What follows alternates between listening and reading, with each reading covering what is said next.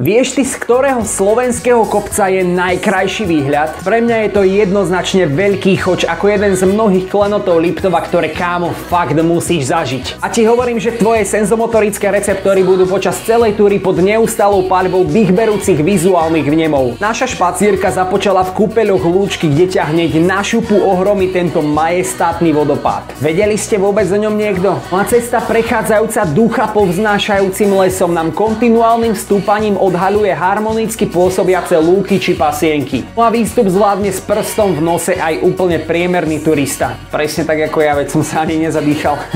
A z vrcholu Veľkého Choča je kolosálny, spektakulárny výhľad na najspanilejšie zákutia našej domoviny. Vaše oko uchváti Veľká či Malá Fatra a vysoké a nízke Tatry tu máte ako na dlani. No a východ slnka na Choči je zážitok vymykajúci sa akýmkoľvek štandardom, či už je leto a či zima. A keď zídeš dole, tak asi neexistuje lepšie zakončenie dňa, ako si vymočiť svoje zubožené nohy vo fajnovom wellnesse v Lúčkach. A ty mi do komentára napíš tvoje obľúbené miesto na Liptove, Bráško. A ak ťa zaujíma téma turistiky, tak ma nezabudni sledovať.